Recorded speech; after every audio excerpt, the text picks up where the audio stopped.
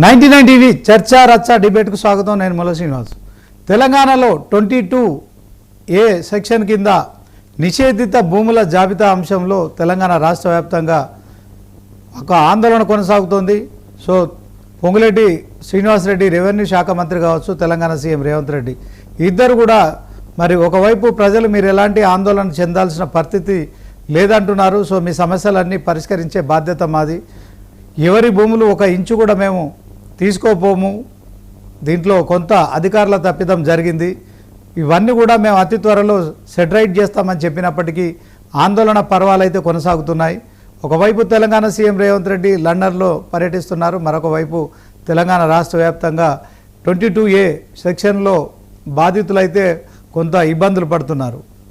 దాంట్లో ఆ సెక్షన్లో మరి ప్రతిరోజు సమస్యలు పరిష్కరించాలి, కానీ ప్రతిరోజు కొత్తగా ఈ 22A జాబితాలో మరికొన్ని భూములు అదనంగా చేరుతున్న నేపథ్యంలో ఆందోళన రోజు రోజుకు పెరిగిపోతుంది. సో 1 కోటి ఎకరాల వరకు కూడా దీంట్లో 22 సెక్షన్లో జాబితాలో చేర్చారని ఒక ప్రచారం జరుగుతున్న నేపథ్యంలో బాధితుల గోడైతే నిజంగా ఇది అరణ్య రోదనగా మారిపోయిందని చెప్పుకోవచ్చు. ఎందుకంటే మంత్రులు చెప్తున్న దానికి కావచ్చు, ముఖ్యమంత్రి చెప్తున్న దానికి కావచ్చు, క్షేత్రస్థాయిలో అధికారాలు చేస్తున్న పనుల విషయంలో కావచ్చు, అంటే ఈ జాబితా విషయంలో బాధితులు కలిసినప్పుడు వాళ్ళంతా కూడా సహాయ నిరాకరణ చేస్తున్నారు. దాంట్లో మరి ఇది ఇంకా ఇబ్బందికరంగా తయారవుతుంది. ఒకవైపు మరి పెళ్ళిళ్ళు కావచ్చు, తర్వాత విదేశీ పర్యటనలు కావచ్చు, విద్యాభ్యాసం కోసం వెళ్ళే అంశంలో కావచ్చు, అప్పులు తీసుకోవాలన్నా, అమ్మాలన్నా, కొనాలన్నా భూముల అంశంలో కొంత ఇబ్బందులు తలెత్తుతున్నాయి. ఇదే అంశంలో నిజంగా క్షేత్రస్థాయిలో పరిస్థితులు ఎలా ఉన్నాయి, సో అదే క్రమంలో మనం ఈరోజు డిబేట్లో చర్చ చేస్తున్నాము. ఈ చర్చలో మనతోటి పాల్గొంటున్నారు కాంగ్రెస్ నాయకులు మానవతరాయ్ గారు, తల్లోజు ఆచారి గారు బీజేపీ నాయకులు, ఉపేంద్ర గారు బీఆర్ఎస్ నాయకులు, బండారు రామ్మోహన్ గారు మరి పొలిటికల్ అనలిస్టు.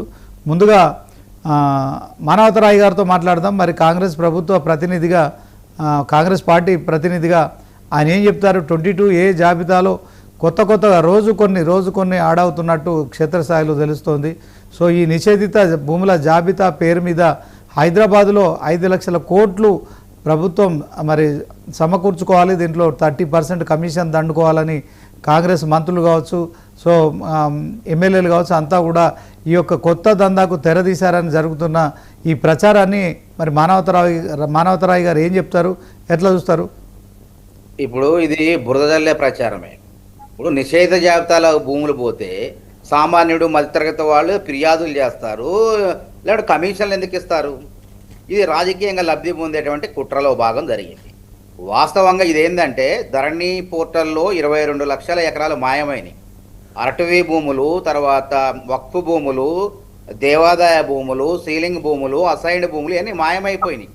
కేరళకు చెందినటువంటి ఆడిట్, అది ఫోరెన్సిక్ అనేటువంటి ఆడిట్ అనేది నిష్ణాతులు వాళ్ళు ప్రభుత్వానికి ఇటీవలే నివేదిక సమర్పించారు. బీఆర్ఎస్ ప్రభుత్వంలో ధరణి పోర్టల్లో అంటే 2014కు ముందు ప్రభుత్వ భూములు, అటవీ భూములు 22 లక్షలకు పైచిలుకుంటే అవి మాయమైనవి, కనపడలేదు ధరణిలో అని చెప్పేసి వచ్చిన కాంగ్రెస్ ప్రభుత్వం విచారణ జరిపితే వాళ్ళు నివేదిక ఇచ్చారు. ఆ నివేదిక ఎక్కడ బయట రేపో మాపో బయటకు వస్తుంది. కాబట్టి ఏం చేయాలా? ఇప్పుడు ప్రభుత్వం మారింది కానీ అధికారులు మారలే కదా. ఇందులో ప్రభుత్వ పెద్దలతో పాటు అధికారుల భాగవతం బండారం కూడా బయటకు వస్తుంది. కాబట్టి ఏం చేశారు? ఈ అంశాన్ని పక్కదారి పట్టించేందుకు ఇప్పుడు కొత్త అంశాన్ని 22A నిషేధిత జాబితాల భూముల అంశాన్ని రాష్ట్ర ప్రభుత్వము మంత్రులు స్పష్టంగా చెప్పారు. ఏం చెప్పింది అధికారులకు కూడా? 22A ధరణి పోర్టల్లో జరిగినటువంటి విధంగా జరగొద్దు, 22A జాబితాలో చూసి జాగ్రత్తలు పాటించండి, ఏ సామాన్యునికి ఇబ్బంది కలిగించొద్దని చెప్పింది. చెప్పినా సరే అధికారులు పెడచెవును పెట్టేసి పాత రికార్డు నమూనాలని ఆధారంగా చేసుకుని 22A జాబితాలు చేర్చారు. అయినా 22A జాబితా కాంగ్రెస్ పార్టీ తీసుకొచ్చిందా? అది కేంద్ర చట్టం బ్రిటిష్ వాళ్ళ హయాంలో 1908వ సంవత్సరంలో ఈ రెవెన్యూ రిజిస్ట్రేషన్ యాక్ట్ చట్టాన్ని తీసుకొచ్చారు. ఆ తర్వాత 1999లో టీడీపీ ప్రభుత్వం అనుకుంటా, అప్పుడు ఆ ప్రభుత్వం దానిలో సవరణలు తీసుకొచ్చి రాష్ట్రానికి ఏవైతే కేంద్రంలో ఉన్నాయో అవి ఆ భూముల్ని వీటిని ఆపాదించుకున్నది. ఆ తర్వాత 2007లో ఒకసారి సవరణ జరిగింది. మాజీ ముఖ్యమంత్రి బీఆర్ఎస్ పార్టీ కేసీఆర్ గారు అధికారంలో ఉన్నప్పుడు కూడా 2021లో కోర్టు కేసు హైకోర్టు పోయారు. నిషేధిత జాబితాలో మా భూములు చేర్చారు, మాకు న్యాయం కావాలని కోర్టుకు పోయారు. ఇదేదో కాంగ్రెస్ ప్రభుత్వం తీసుకొచ్చిందని. కాకపోతే అధికారుల తప్పిదం వల్ల రాష్ట్ర మంత్రి హుందాగా ప్రజలకు కలిగిన అసౌకర్యానికి అధికారులు చేసిన తప్పుకు ఆయన క్షమాపణ చెప్పారు. అదేవిధంగా కాబట్టి ఈ జవాబుదారితనం ఉంటుంది కాంగ్రెస్ పార్టీలో. మరి 22 లక్షల ఎకరాలు భూమి ధరణి పోర్టల్ ద్వారా ప్రభుత్వ భూములు, అటవీ భూములు, దేవాలయ భూములు, అసైన్డ్ భూములు, సీలింగ్ భూములు ఎన్ని మాయమవుతే ఎవరు రాజీనామా చేశారు ఆ రోజు? అది అందరికీ తెలిసిన అంశమే, వాస్తవమే. కాబట్టి ఆ నివేదిక మొత్తం ఆధారాలతో సహా బయటికి రాబోతుంది. కాబట్టి పాలకులు మారారు కానీ అధికారులు వాళ్ళే ఉన్నారు కాబట్టి వాళ్ళ భయ ప్రాంతాలకు భయానికి గురైపోయి మా భాగవతం బయటపడి చెప్పి దీని తెర మీద తెచ్చినట్టు స్పష్టంగా కనపడుతుంది. ఏది ఏమైనప్పటికీ ప్రభుత్వం వెంటనే స్పందించింది, టోల్ ఫ్రీ నెంబర్ ఇచ్చింది, ప్రైవేటు భూముల్ని వెంటనే రిజిస్ట్రేషన్ చేయాలని ముఖ్యమంత్రి గారి దగ్గర నుంచి రెవెన్యూ మంత్రి పొంగులేటి శ్రీనివాసరెడ్డి గారి దగ్గర నుంచి అందరూ ఆదేశాలు జారీ చేశారు. ఈ వార్త వెలుగులోకి వచ్చిన వెంటనే 34 హైదరాబాదు రంగారెడ్డి పరిధిలో నిషేధిత జాబితాల ప్రైవేటు భూములు ఏవైతే ఉన్నావో 34 రిజిస్ట్రేషన్లు ఇప్పటికైతే ఎక్కువే జరిగినాయి. 100-200 పైన రిజిస్ట్రేషన్ జరిగినాయి ఇప్పటికి కూడా. కాబట్టి ఇదంతా విష ప్రచారం. కాంగ్రెస్ ప్రభుత్వాన్ని విమర్శించడానికి ఏమీ లేదు. కాబట్టి ఈ ఏం వంకంటే ఏదో ఒకటి తీసుకొచ్చి ముందు పెట్టడం. మొన్నటిదాకా నిరుద్యోగ సమస్య, రైతులు ఎవరు రావట్లేదు, బాల్కా సుమన్ చెప్పినట్టు రైతులు ఎవరు రావట్లేదు ధర్నాలకు. బీఆర్ఎస్ కార్యకర్తలు రైతులు ముసుగులు వేసుకొని 78 మంది రైతులు లాగా డ్రామాలు ఆడుతున్నారు. అప్పుడు ఏం చేయాలా? జనాన్ని దృష్టి మరలించడం కోసం సింగరేణి భవన్ తగలబెట్టాలా, రైలు పట్టాలు కోసేయాలి. అట్లాంటిదే ఇది కూడా. ఏం జరిగింది అసలు? సరే, ప్రజలకు అసౌకర్యం జరిగింది, భయపడ్డారు కొంత, మా భూములు ప్రభుత్వం చేతిలోకి పోయినాయని. దానికి క్షమాపణ చెప్పి సవరిస్తూనే ఉన్నారు కదా. టోల్ ఫ్రీ నెంబర్ ఇచ్చేసి మీరు చేయండి, 2-3 రోజుల్లోనే 15 రోజుల్లో ఒకవేళ నిజంగానే ఆ జాబితాలో ఉంటే అది ఏ విధంగా పరిష్కారం చేయాలని కలెక్టర్లకు, ఎంఆర్ఓలకు ఆదేశాలు ఇస్తున్నాం కదా. మరి గతంలో అనుభవదారు కాలం పెట్టినట్టు పెట్టారా? ధరణి పోర్టల్లో ఎంతో మంది నష్టపోతున్నారంటే పట్టించుకోరాయా? 25 లక్షలు 30 లక్షల మంది మామూలు వ్యక్తులు ఇబ్బందులు పడితే దాన్ని పట్టించుకోరు. ఇవాళ ఏమవుతుంది? విరాసత్తు అంటే వారసత్వ భూములన్నీ కూడా వెంటనే 10 రోజుల్లో వెంటనే రిజిస్ట్రేషన్ అవుతున్నాయి. ఎక్కడ కూడా ఇబ్బందులు లేవు. కాబట్టి వీళ్ళు ఏమనుకుంటారో భ్రమించుకొని బీఆర్ఎస్ వాళ్ళు ప్రధానంగా వాళ్ళ హయాంలో జరిగిన తప్పులు ఇప్పుడు జరుగుతున్నాయి అనుకోండి. ఇంకా వాస్తవంగా 2022లో ఒక రెవెన్యూ రికార్డ్స్ ఒక జీవో తీసుకొచ్చారు వీళ్ళు. ఏది ధరణి పోర్టల్లో ఇట్లాంటి భూములు ఏదైతే ఉన్నాయో 22A అంటే నిషేధిత జాబితాలో ఉన్నటువంటి భూముల పరిష్కారానికి ఒక జీవోనే ఏకంగా తీసుకొచ్చి ఇదేదో కాంగ్రెస్ చేసిందంటారు. ఆ జీవో నెంబర్ కూడా నేను చెప్తా మళ్ళీ వచ్చే సమయం ఇంకోసారి. కాబట్టి ఇవన్నీ కూడా స్పష్టంగా ఇవన్నీ ఏంటంటే బురదల్లే ప్రయత్నాలు. కాబట్టి ఈ తాటాకు చప్పుళ్లకు, ఈ ఉడత ఊపులకు కాంగ్రెస్ ప్రభుత్వాలు భయపడవు, జవాబుదారీతనంగా ఉంటాయి. ఎక్కడ జరిగింది అవినీతి? ఎవరైనా ఫిర్యాదులు చేస్తున్నారా? ఎవరు చేయట్లేదు ఫిర్యాదులు. నిజంగా జరిగితే అప్పుడు అక్కడే విచారణ. సీఎంఓ కార్యాలయమే విచారణ ప్రారంభించిందండి, సాక్షాత్ ముఖ్యమంత్రి కార్యాలయం. మరి ఎక్కడ ఎవరైనా ఫిర్యాదులు చేయమనండి. ఏ అధికార మంత్రి లేకుంటే ఏ రాజకీయ నాయకుడు ఉన్నాడో వాళ్ళ పాత్రను బయటికి తీసుకొద్దాం.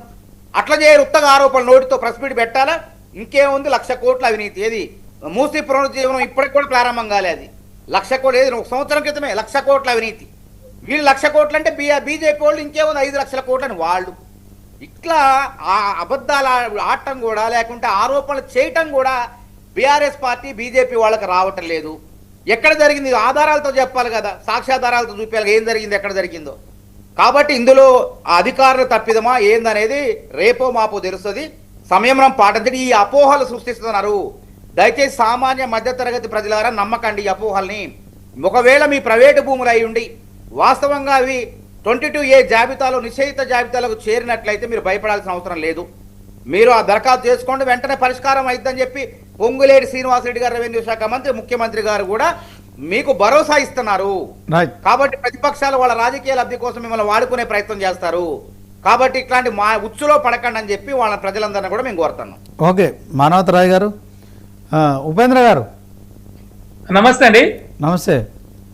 ఇదంతా గతంలో ధరణి పోర్టల్లో 22 లక్షల ఎకరాలు మాయం చేశారు దీంట్లో భూములు. ఇప్పుడు దానికి సంబంధించిన అంశంలో అతి త్వరలో నివేదిక రాబోతోంది. ధరణిలో జరిగిన తప్పప్పుల విషయంలో వాళ్ళు ఏం సమాధానం చెప్తారని అడుగుతున్నారు ఆయన. అదే క్రమంలో ఇది అధికారుల తప్పిదం మాత్రమే అని కూడా అంటున్నారు. మీరేం చెప్తారు? ఉపేందర్ గారు వీడియో లేదు మీది. ఓకే, రామ్మోహన్ గారు ఆయన దగ్గర పవర్ ప్రాబ్లం ఉన్నట్టుంది, మీరు చెప్పండి సార్. మానవతరాయ్ గారు మాట్లాడిన దాంట్లో ఆయన మాట్లాడిన అంశంలో ఇదంతా కేవలం బురద జల్లే ప్రయత్నమేనా? దీనిని మీరు ఎట్లా చూస్తారు, ఏం చెప్తారు? శ్రీనివాస్ గారికి, మీకు మానవతరాయ్ గారికి, ఉపేంద్ర గారికి నమస్కారం. కూడా ఏమంటా అంటే సరే రాజకీయ విమర్శలు వారు చేసిన దానికి ఉపేదంగా చెప్పుకుంటా. నా అనుభవం చెప్తా. ధరణి రాకముందు యాక్చువల్ గా రికార్డ్స్ అన్ని ఎట్లా వచ్చినాయి, ధరణిలోకి ఎక్కినాయన్నీ కూడా ఆన్లైన్ పహానీలు 2006లో ఆంధ్రప్రదేశ్ ప్రభుత్వం చేసినప్పటికీ, ఉమ్మడి ఆంధ్రప్రదేశ్ ప్రభుత్వం చేసినాయి ఎక్కినాయి. ఒక రకంగా చెప్పి ఎన్టీ రామారావు గారు సగం రెవెన్యూ వ్యవస్థ నాశనం చేస్తే అటల్ పట్టు వారికి తీయడం కరెక్ట్ కాదని అనట్లేదు, కరెక్టే. ఫీడల్ వ్యవస్థను రద్దు చేసినారు, కాదట్లేదు. కానీ ఆ తర్వాత రికార్డులో కంటే మొత్తం వ్యవస్థను నాశనం చేసిన తర్వాత కొత్త వ్యవస్థ సృష్టించలేదు. దానివల్ల అవకతవక జరిగింది. 2006లో ఉమ్మడి ప్రభుత్వంలో చేసినప్పుడు చాలా అవకతవకలు, సర్వే నెంబర్లు తప్పట్టడం రకరకాలు జరిగింది. అవే మక్కి మేరే భైరికి అన్నట్టు అది 2018లో ధరణి పోర్టల్ వచ్చిన తర్వాత అవే రెప్లికేట్ అయ్యాయి. ఆనాడు ధరణితో హక్కులు దక్కవా చిక్కులు అని నేను ఒక 5 ఆర్టికల్స్ రాశాను. నాకు వైరాన్ని చాలా మంది మాకు ఫిర్యాదులు చేసిన వాడుతున్నారు. అందులో ధరణిలో జరిగిన పొరపాట్లు ఏంటి చెప్తారు, ఇప్పుడు జరుగుతుంది చెప్తాను. ధరణిలో జరిగిన 4 రకాల పొరపాట్లు. ఒకటి సర్వే నెంబర్లు తప్పులు పడ్డాం. రెండోదేమో మీకు ధరణిలో ఎక్స్టెంట్ తప్పు ఎక్కువ పడడం, తక్కువ పడ్డాం. మూడోది ఏంటంటే సొంత భూములు కూడా పట్టా భూములు కొనుగోలు ద్వారాని లేకపోతే ప్రభుత్వ భూమి నమోదు కావు. దానికి కారణం ఏమైందంటే ఎప్పుడైతే ఒక ప్రైవేట్ భూములు 100 ఎకరాలు ఉందనుకోండి, ఒక గుంటనో 2 గుంటలో కాలువనో ఏదో పోయింది అనుకోండి, ప్రభుత్వం సేకరించింది అనుకోండి, రోడ్డు పోయింది గతంలో, ఆ మొత్తం సర్వే నెంబర్ దాఖలు పెట్టింది. అప్పుడు ధరణి జరిగిన పొరపాటు అది. దానిలో ఏమైందంటే చాలా మంది ధరణిలో ఈ ప్రొహిబిషన్ లిస్టు ఇంతకుముందు మానవతరాయ్ గారు చెప్పారు, అది అడ్వకేట్ గా నేను అది ఆ చరిత్ర చెప్పారు. కరెక్ట్ 1908 రిజిస్ట్రేషన్ యాక్ట్ ధరణితో రాలేదు, భూభారత్తో రాలేదు, మొదటి నుంచి ఉన్నదే యాక్ట్. దాన్ని నిషేధిత జాబితాలో చేర్చే క్రమం ఎవరు చేస్తారంటే రెవెన్యూ అధికారులు రిజిస్ట్రేషన్ ఆఫీస్ పంపుతారు. ఇప్పుడేమో వ్యవసాయ భూములన్నీ కూడా ఎంఆర్ఓ చేస్తున్నట్టు రిజిస్ట్రేషన్, మామూలుగా ప్లాట్లు, ఇళ్ల స్థలాలు ఇవన్నీ ఏమో రిజిస్ట్రేషన్ మన సబ్ రిజిస్ట్రార్ చేస్తాడు. కనుక అప్పుడు అన్ని సబ్ రిజిస్ట్రార్ చేసేవాడు. సబ్ రిజిస్ట్రార్కి ఒక లేఖ పంపేవాడు, అంటే ఆ గ్రామంలో ఉన్న నిషేధిత జాబితా రెడ్ మార్క్ పెట్టి పంపేవాడు. అది అందులో ఏమైనా తప్పులు ఉంటే అప్పటికప్పుడు రెవెన్యూ సర్టిఫికేట్ తీసుకొచ్చుకుని సరిపోయింది. కానీ కేసీఆర్ గారు వచ్చినాక ఏం చేశాడంటే రెవెన్యూ వ్యవస్థను మొత్తం కేంద్రీకరణ చేసిండు. కేంద్రీకరణ అంటే ఎట్లా, అసలు ఎంఆర్ఓకి అధికారం లేదు, మనకు ఆర్టీఓకి అధికారం లేదు, డైరెక్ట్ గా కలెక్టర్, తర్వాత సిసిఏ లేదు. నేను స్వయంగా కేసు బై కేసు చేసినాను. ఇంకా దాంతో ఏమైందంటే ఎన్టీ రామారావు గారు సగం వ్యవస్థను చంపితే కేసీఆర్ గారు మొత్తం వ్యవస్థను చంపేశాడు. అంటే కింద రెవెన్యూకి సంబంధించిన ఒక్క ఉద్యోగం లేకుండా ఊళ్ళల్లో గతంలో ఉన్న బీఆర్ఓని తీసేసాడు. అంతకుముందు మన ఎన్టీ రామారావు గారు చేసిన తప్పును కాంగ్రెస్ పార్టీ సవరించింది. కాంగ్రెస్ పార్టీ ఏం చేసిందంటే విలేజ్ అసిస్టెంట్స్ అని కొత్తగా పెట్టి వాళ్ళని చేసింది. సరే పటేల్ పార్టీ వారి కంటే దోపిడీ ఎక్కువైంది. వీళ్ళు ఏంటంటే ఊరికి సంబంధం లేదు, వాడు మొహమాట లేదు, ఊళ్ళో వాడు కాదు, ఏది పడితే అది ఎకరానికి ఇంత వసూలు చేశారు. ఇక మనకు ధరణి వచ్చిన తర్వాత ఇంకా పెట్టిపోయి ఈ నిషేధిత జాబితాలో 22 లక్షల ఎకరాల భూములు పడ్డాయి. అన్నాడు 22 వాళ్ళు చేస్తే 46 మీరు చేస్తున్నారు. సమస్య అదే అంటున్నాను. కానీ ఎక్కడ జరిగిందో కూడా చెప్తారు. మన మానవతరాయ్ గారు చెప్పారు కదా, నేను పార్టీతో సంబంధం లేదు, నేను వాస్తవం చెప్తాను. ఇక్కడ ఏమైందంటే ఆ ధరణిలో ఉన్న ఈ 4 పొరపాట్లు సవరించే క్రమంలో ఎక్స్టెంట్ తప్ప ఒప్ప అని చేస్తే 2 గుంటలు తక్కువ పడ్డది. వైరా నుంచి రైతు చెప్తాను, మధుసూదన్ రెడ్డి గారని, 2 గుంటలు తక్కువ పడ్డది నా భూమి, 2 గుంటలు 2 ఎకరాలు 2 గుంటలు ఉంటే కేవలం 2 ఎకరాలే రాసి 2 గుంటలు తక్కువ పడ్డది అప్లికేషన్ పెట్టుకుంటే ఏమైంది తెలుసా శ్రీనివాస్ గారు, ఉట్టి 2 గుంటలు చేసి ఆ 2 ఎకరాలు పోయింది. ఆయన కొండనాలకే బంద్ చేస్తే ఉన్ననాలకే పోయింది అని మళ్ళీ తిప్పరవాల్సి వచ్చింది ఆయన. అట్లా ఒక 100 కేసులు నేను అప్పుడు మొత్తం ధరణి మీద వ్యాసాలు రాసిన కనుక అప్పుడు ధరణిలో ఉన్న పొరపాట్ల గురించి ఎత్తి చూపించాను, కాదంటే. అందులో ప్రధానంగా పొరపాటు ప్రొహిబిషన్ లిస్ట్ పడడానికి 1 గుంటలో 4 గుంటలో 10 గుంటలో ఒక సర్వే నెంబర్లు తీస్తే ఆ సర్వే నెంబర్ మొత్తం బ్లాక్ లో పెట్టారంటున్నాడు. నేనే బాధితుండే, మా తమ్ముడికి రిజిస్ట్రేషన్ అయింది, నాది కాలే. ఒక 10 సార్లు కలెక్టర్ దగ్గర తిరిగితే దొరకడు. కలెక్టర్ దగ్గర అధికారం లేదు, ఎంఆర్ఓ లేదు, ఆర్డీఓ లేదు. అప్పుడు ఏం చేయాల్సి వచ్చింది, తీరా నేను లంచం ఇయ్యను, సమస్య లేదు, దానికో ఎంఆర్ఓ అని పెట్టిన కింద పూర్తి స్థాయిలో అప్పుడు రైతులు ఎంత ఇబ్బంది పడ్డారంటే పెళ్లికో దేనికో అమ్ముకుందాం అనుకుంటే అడ్వాన్స్ తీసుకున్నాక చాలా ఇబ్బంది పడతారు. అదే సీన్ మళ్ళీ ఇప్పుడు జరుగుతుందంట. దాని ఏమైందంటే 22 ఇంతకుముందు మానవతరాయ్ గారు చెప్పినట్టు ఒక ఆర్డర్ తీసుకొచ్చారు. ఏంటంటే గుంటలో 2 గుంటలు ప్రభుత్వం మీరు తీసుకుంటారు, రోడ్డు పోయినా సరే దేని పోయినా సరే దాన్ని రిలీజ్ చేయండి, పట్టేదారుల సంతకాలు తీసుకొని రిలీజ్ చేయండి అన్నారు. కానీ ఏమైంది, ఎంఆర్ఓనేమో ఎంక్వైరీ చేయాలి, గిరిదావరి చేయాలి, ఆ తర్వాత ఆర్డీఓ పంపాలి, ఆర్డీఓ కలెక్టర్ గా పంపాలి, కలెక్టర్ ఏమో సిసిఐలకు పంపాలి, ఇంత అయింది.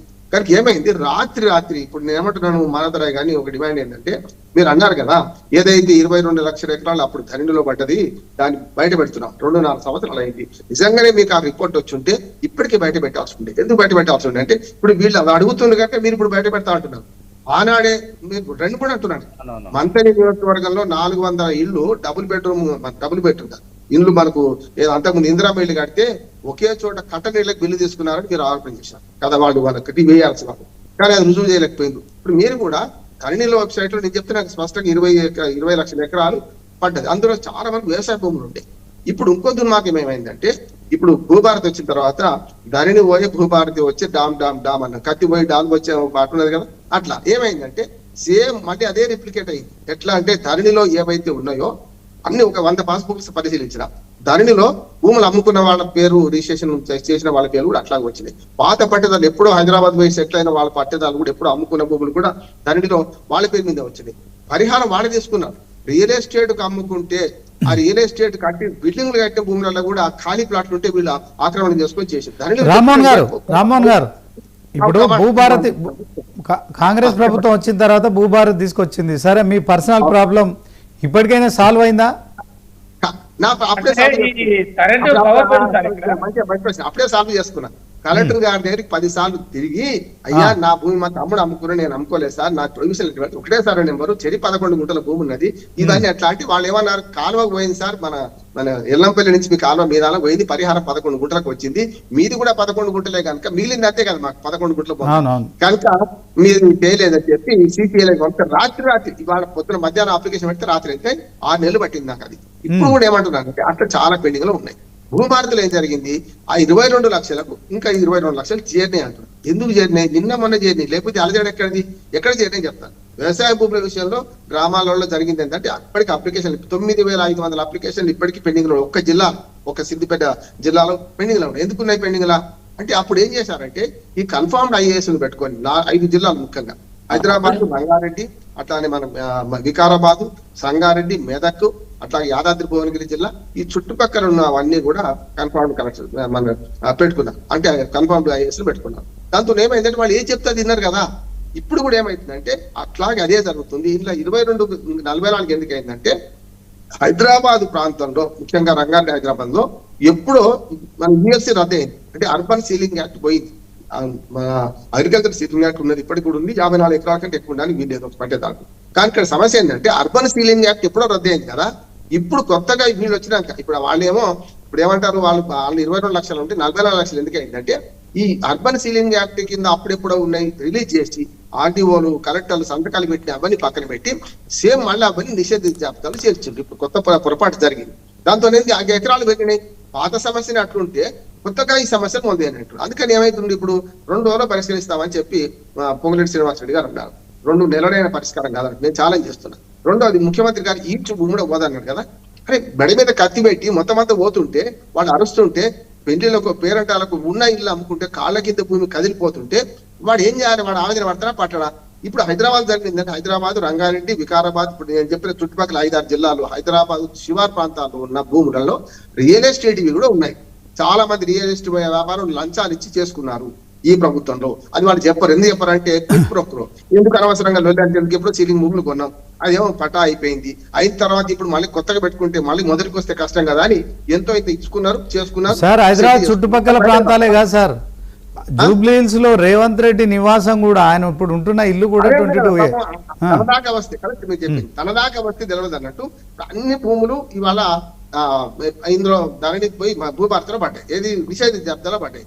నిషేధిత జాబితాను సవరించడానికి 2 మార్గాలు పరిష్కారం చెప్తాను శ్రీనివాస్ గారు. ఒక మాట ఏమంటున్నానంటే, ఇప్పుడు వారు చెప్పింది కదా, అక్రమంగా నిషేధ జాబితాలు చేర్చి సర్వే నెంబర్ మొత్తం తీసేయండి, ఎవరు అప్లికేషన్ పెట్టుకోవాలని ఎందుకు అనుకుంటున్నారు మీరు?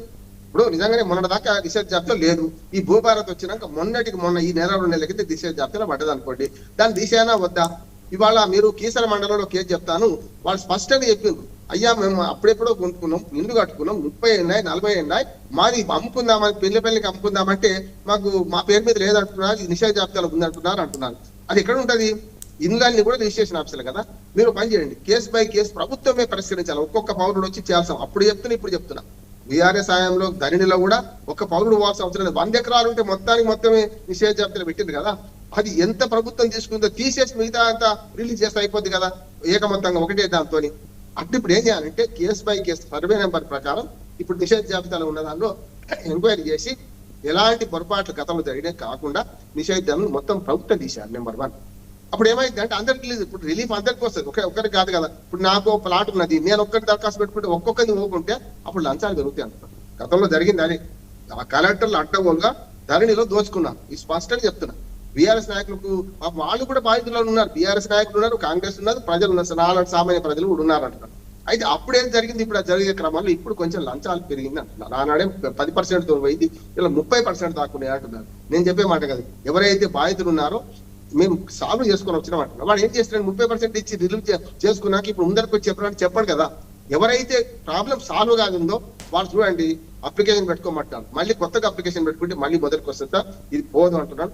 ఒకే ఒక్క దెబ్బతో ఇప్పుడు ఎందుకంటే ధరణిపై భూభారతి వచ్చింది కదా, భూభారతిలో అదే అక్రమాలు జరిగినాయి, అదే సేమ్ అవే డిప్లికేట్ అయినాయి కనుక భూభారతిని ఒకసారి పరిశీలించి, భూమి సినువులు మీకు తెలుసు అందరికీ, ఆయన మొన్న అదే అన్నాడు, బాధ్యత ఇచ్చారు, రిపోర్ట్ ఇచ్చారు, నాకు అంత సాల్వ్ చేసే బాధ్యత ఇవ్వండి. నా మిత్రుడు మేము ఇద్దరం కలిసి 4 సార్లు ఈ చట్టం తయారు చేయడానికి మేము ఒక వారం రోజులు వర్క్ షాప్ పెట్టాం. భూమి సునీల్ను గోదన్ రెడ్డి గారి అధ్యక్షతలో ఉన్న కమిటీలో వేసుకున్నారు. ఆయన స్పష్టంగా నిన్న మొన్న ఫేస్బుక్ లో పెడుతున్నాడు, అయ్యా నన్ను తీసుకున్నారు, నేను రిపోర్ట్ ఇచ్చాను, ఇది ఎట్లా సాల్వ్ చేయాలి చెప్పాను, మళ్ళీ కొత్త సమస్య ఎందుకుంది అంటే నాకు అధికారం లేకపోతే నేను చేస్తా అని ఆయన మాట్లాడుతున్నాడు. మీరు భూమి శీలను సంప్రదించండి, ఎట్లా నాకన్నా బాగా చెప్పగలరు ఆయన. మేమిద్దరం కలిసి పని చేసినా ఆయన అధికారంలో ఉన్నట్టు మీ పార్టీ కూటమి మీ కమిటీలో ఉన్నాడు కనుక ఆయన చెప్పిన సూచనలు నేను చెప్తున్నాను. 2 ఉన్నాయి. ఒకటేమో ఈ ధరణిలో పొరపాట్లను మళ్ళీ రిప్లికేట్ అయినాయి, దాని ద్వారా ఇంకా 22 లక్షల ఎకరాలు కొత్త చేయండి. ఇది అర్బన్ ఏరియాలో ఎక్కువ చేయండి, పట్టణ ఏరియాలో ఎక్కువ చేయండి. యుఎల్సి రద్దయినా అవి చేరినాయి. అట్లాగే ఎప్పుడో సీలింగ్ భూములు వాళ్ళు అమ్ముకున్నారు, పట్టేదారులుగా వచ్చేసినాయి, వాళ్ళు అమ్ముకున్నారు. దాని గ్రామాలలో ఏమైంది, ఆ భూములు కూడా ఇప్పుడు విశేష జాబితాలు చేసింది. ఎప్పుడో సీలింగ్ సర్ప్లస్ ల్యాండ్ ఉంటే అది ఆల్రెడీ పట్టదారు అయిపోయింది, వాళ్ళు అమ్ముకున్నారు, వాళ్ళు చేసేసుకున్నారు, దాని బిల్డింగ్స్ కట్టుకున్నారు. ఇవన్నీ వచ్చినాయి కనుక కేసు బై కేసు కాకుండా ప్రజలను అప్లికేషన్ పెట్టుకోమని చెప్పొద్దు మీరు. ఇప్పుడు మీరేం చేయాలంటే మొత్తం మన సర్వే నెంబర్ ప్రకారం చూసుకుంటాం నిజంగానే ఉందా అని పరిశీలించాలంటే కేసు బై కేసు కాకుండా సర్వే నెంబర్ ప్రకారం మొత్తం తీసేయండి, అప్పుడు అందరికీ రిలీఫ్ వస్తుంది కదా అంటున్నాను. రెండోది రాజకీయ విమర్శలకు పోదలుచుకోండి. నేను రాజకీయంగా వాళ్ళ మీద వీళ్ళ మీద వాళ్ళు అంటారు, కానీ ఈ రెండింటిలో పొరపాటు చేయాలని కారణం ఏంటంటే పరిష్కారం ఎక్కడుంది ఇక్కడ లేదు. సమగ్ర భూ సర్వే చేయాలి. ల్యాండ్ మన టైటిలింగ్ యాక్ట్ అని బీజేపీ గవర్నమెంట్ తీసుకొచ్చింది, 2000 సంవత్సరంలో తీసుకొచ్చింది. దాన్ని జగన్మోహన్ రెడ్డి గారు ఆంధ్రప్రదేశ్ లో అమలు చేయకపోతే వాడు భూమి గుంజుకుంటాడు, భూమి సాప చుట్టుకొని పోతాడు, 20 దొంగ అని టీడీపీ ప్రచారం చేసిందాం. ఏమైంది, భూమి దాన్ని తీసుకుపోయి బంగాళాఖాతంలో పడేస్తా అన్నారు. ఇప్పుడు ఏమైంది తెలుసా, చంద్రబాబు నాయుడు గారు అదే చట్టాన్ని అమలు చేయాల్సి వస్తుంది. కాకపోతే అప్పుడు జగన్మోహన్ రెడ్డి గారు చేసిన 2 తప్పులు ఏంటంటే పాస్బుక్ల మీద ఫోటోలు ముద్రించుకోవడం, హద్దురాళ్ళ మీద వేసుకోవడం 2 తప్పని. కానీ ల్యాండ్ టైటిలింగ్ యాక్ట్ అయితే కేంద్ర ప్రభుత్వం చట్టం ఉంటుంది కదా, ఇప్పుడు 1908 రిజిస్ట్రేషన్ యాక్ట్ ఎట్లా ఉంది కదా. నేనేమంటున్నానంటే తెలంగాణలో నైజాం హయాం తర్వాత దాదాపు 100 ఏళ్ల తర్వాత ఇప్పటిదాకా మనకు భూమి సమగ్ర సర్వే జరగలేదు. నేను అందులో పనిచేసిన వాడిని. శాంతకుమార్ గారు ఉన్నారు కదా, మనకు చీఫ్ సెక్రటరీ చేశారు కదా, ఆమె నేను నిజామాబాద్ జిల్లాలో భూభారతి అని, అదే భూభారతి అని ఒకటి ఉండే యాక్ట్. అప్పుడు నిజామాబాద్ జిల్లాలో హెలికాప్టర్ల ద్వారా విమానాల ద్వారా సర్వే చేస్తే ప్రజలకు అవగాహన సదస్సులు పెట్టాము మేము. ఇప్పుడు ఏమంటున్నారు అంటే ల్యాండ్ టైటిలింగ్ యాక్ట్ మళ్ళీ తీసుకొచ్చి భూమిని సమగ్రంగా సర్వే చేయండి. అప్పుడు ఏమైంది అంటే నిషేధ జాబితా పోతుంది, అన్ని పోతాయి, ఈ వివాదాలు పోతాయి, ఏబిసిడీలు. నేను కోర్టుల కేసులు చూస్తుంటాను కదా, ఓ దాని మీద స్టే ఉంటుంది, ఇంకో దాని మీద పడిచి కూర్చుంటాడు. ఎందుకు జరుగుతుంది, భూమిలో విభజన లేదు. అందుకని ఇంకొక మాట చెప్తాను శ్రీవత్ గారు, ఇప్పుడు మనం కారు బుక్ చేసుకుంటాం, గూగుల్ మ్యాప్ పెట్టుకున్నాం, మన ఇంటికి లొకేషన్ వస్తున్నావో తెలియడం, మన భూమి మీద మన భూమి మీద కూర్చుంటట్టు పెట్టాలి. అక్షాంశాలు రేఖాంశాలు కోఆర్డినేట్స్ పెట్టేసి మన భూమి ఎక్కడుందో మనకు తెలవాలంటున్నాడు. ఇప్పుడు ఏమైతుంది, భర్త ఉన్నవాడితే భార్య సర్వే నెంబర్ లో 10 ఎకరాలు ఉంది, రోడ్డుకి ఏమో 2 ఎకరాలు ఉంది. సర్వే నెంబర్ ఎక్కడ భూమి ఉన్నా రోడ్డుకు వచ్చి కబ్జా పెడుతున్నాడు, వాళ్ళు ఎక్కడ ఉన్నాయి డిమార్కెట్ చేయలే కదా. అందుకని సమగ్రంగా దీని పరిష్కారం ఏంటంటే ఇదేమో తాత్కాలికం, ధరణి కానీ భూభారతి కానీ సమగ్రంగా భూ సర్వే చేసి హద్దులు నిర్ణయించి కొత్త సర్వే నెంబర్ ఇస్తే అది కరెక్ట్. తెలంగాణలో 3 గుంటలకు ఒక సర్వే నెంబర్ ఉంటుంది, 500 ఎకరాలు గెట్ నెంబర్స్ అంటారు, 600 ఎకరాలు. రెవెన్యూ వ్యవస్థతో నేను పూర్తి సంబంధం ఉన్నవాడిని చెప్తున్నాను, స్పష్టంగా రెవెన్యూలో గోల్మాల్. ఓకే ఓకే ఓకే రామ్మోహన్ గారు ఒకసారి అవినీతి, దాంతో పాటు అయిపోయింది అవినీతి, దాంతో పాటు రాజకీయ నాయకత్వం నిష్క్రియ పత్రం అంటారండి, నిష్క్రియ జరుగుతుంది. దీనివల్ల పరిష్కారాల వైపు పోతే మంచిది అంటుంది. ఓకే రామ్మోహన్ గారు ఒకసారి ఉపేంద్ర గారు సార్ ఇందాక ఏమైంది, పవర్ ప్రాబ్లమా? పవర్ పోయింది సార్. ఓకే, మీరు మాకు ఛాన్స్ చేయగానే కరెంట్ పోయింది. మరి మనోహరరావు గారు ఏమన్నా ఫోన్ చేసిండేమో వాళ్ళకి. లే మీరే ఆపుకున్నారేమో చర్చ కోసం డిబేట్ లో కావాలి, ఇది ఒక ప్రచారం చేయడానికి. కరెంట్ కోతలు కాంగ్రెస్ అయితే మళ్ళీ కరెంట్ కోతలు వచ్చినాయంటారా? ఇది ఇట్లా ప్రచారం చేయడానికి ఇది లైవ్ అన్నా, నేను మాటలు కాదు. సరే 22A జాబితా నిషేధిత భూముల జాబితా విషయంలో కాంగ్రెస్ ఒక లీగల్ సెల్ ఏర్పాటు చేసినట్టు కేటీఆర్ చెప్తున్నారు. సో మీరు కూడా అడ్వకేటే కదా, దాంట్లో మీకు వస్తున్న కంప్లైంట్స్ ఏంటి? వాస్తవంగా ఇది హైదరాబాద్లో రోజు రోజుకు సమస్యలు పరిష్కారం అవుతున్నాయా, పెరుగుతున్నాయా, అసలు ఏం జరుగుతుందో చెప్పండి ఉపేంద్ర గారు. ఇప్పుడు ఇది ఎట్లా ఉన్నది అంటే, వాళ్ళు తప్పు చేసి ప్రతిదానికి పాత గవర్నమెంట్ మీద మాట్లాడటము, ఆ అవకాశాలు ఉన్నప్పుడల్లా దొరికినప్పుడల్లా పాత గవర్నమెంట్ ని బదనాం చేసే కార్యక్రమాలు చేస్తున్నారే కానీ వాస్తవానికి ఏం చేయాలనే అంశం మీద మాత్రం వాళ్ళకి క్లారిటీ లేదని మనకు స్పష్టంగా అర్థమైపోయింది. ఈ మాట మనం ఎందుకు అనాల్సి వస్తుందంటే, స్వయంగా మంత్రి గారే ఒప్పుకున్నారు తప్పు జరిగింది అని చెప్పేసి. అధికారులు తప్పు చేసిరు అని మాట్లాడతాడు. పెద్దలు రామ్మోహన్ రావు గారు కూడా డిపార్ట్మెంట్ నుంచి వచ్చిన వాళ్ళే కాబట్టి నేను ఏమంటున్నా, అధికారులు తప్పు చేసిరంటే మంత్రి ఏం చేస్తున్నట్టు? మంత్రికి అధికారుల కోఆర్డినేషన్ ఉండదా? మంత్రికి ముఖ్యమంత్రికి కోఆర్డినేషన్ ఉండదా? ఒక వ్యక్తి తన జీవితకాలం పనిచేసి సంపాదించుకొని తన చిట్టీలు కట్టో అది కట్టో ఒక ఇల్లు కట్టుకోవాలనో, ఇల్లు కట్టిన తర్వాత బిడ్డ పెళ్లిళ్ళు చేయాలనో, తన జీవితం మొత్తం కూడా త్యాగం చేస్తే ఒక ప్లాటో, ఓపెన్ ప్లాటో, లేకపోతే అపార్ట్మెంటో, లేకపోతే ఇంకొకటో కొనుక్కుంటారండి. అలాంటి దాన్ని మీరు రాత్రికి రాత్రి నిషేధిత జాబితాలో పెడతా అది అధికారులు చేసిన తప్పు అని అంటే ఇది ఎంత బాధ్యతారహితమైనటువంటి పాలనగా మనం చూడవచ్చు. ప్రజాపాలన అంటే ఇదేనా? ప్రజాపాలన పేరుతోటి మరి ప్రజల్ని ఇబ్బంది పెట్టే పాలన కొనసాగించడం ఎంతవరకు సబబు? ఇంకో మాట మానవతరాయ్ గారు మాట్లాడుతూ ఉన్నారు, గతంలో బీఆర్ఎస్ గవర్నమెంట్ లో జరిగిందని చెప్పేసి అంటున్నారు. మరి 2.5-3 సంవత్సరాలు అయింది. మేము ఇప్పటి నుంచి కాదు, మీరు ప్రతి సందర్భంలో మీరు విద్యుత్ కొనుగోలు అంశం కానీ, కాళేశ్వరం అంశం కానీ, లేకపోతే ఫోన్ ట్యాంపరింగ్ కానీ, లేకపోతే మీరు చెప్పే ఫార్ములా కానీ, లేకపోతే నిన్న మొన్న మళ్ళా కొత్త ధరణి అనేది ఒకటి తీసుకొస్తా ఉన్నారు. నేను ఏమంటున్నాయా, మీకు బడే బాయ్ ఉన్నాడు, చోటే బాయ్ ఉన్నాడు, మీకు మళ్ళా పోలీస్ ఉన్నది, మీకు ఇక్కడ సిఐడి ఉన్నది, మీకు విజిలెన్స్ ఉన్నది, ఇంటెలిజెన్స్ ఉన్నది, మరి జనరల్ పోలీస్ ఉన్నది. మరి ఈ డిపార్ట్మెంట్ మీరు ఏ డిపార్ట్మెంట్ ఉపయోగిస్తారో ఎన్ఫోర్స్మెంట్, మరి మీరు తప్పేందో చెప్పకుండా దప్పదప్పాలుగా ఈ రాజకీయంగా ఈ మాట్లాడటం, చేసిన తప్పుల్ని కప్పిపుచ్చుకోవడం, ప్రజల్ని ఇబ్బంది పెట్టిన సందర్భంలో ప్రతిపక్ష పార్టీగా బీఆర్ఎస్ ఉపేంద్ర గారు ఇది 22A సెక్షన్, ఇది ఆన్ గోయింగ్ ప్రాజెక్ట్ లాగా కనిపిస్తుందా? మీ దగ్గర ఉన్న కంప్లైంట్స్ ఏంటి, వాస్తవ పరిస్థితి ఏంటి చెప్పండి. ఇప్పుడు నేను ఏమంటున్నా సార్, ఇప్పుడు అక్కడ ఫ్లాట్ ఓపెన్ ప్లాట్లు కొనుక్కున్నారు. ఓపెన్ ప్లాట్ లో కొనుక్కున్నప్పుడు సరే, అక్కడ ఓపెన్ ప్లాట్ చేసినప్పుడు అది పర్మిషన్ ఇచ్చింది ఎవరు?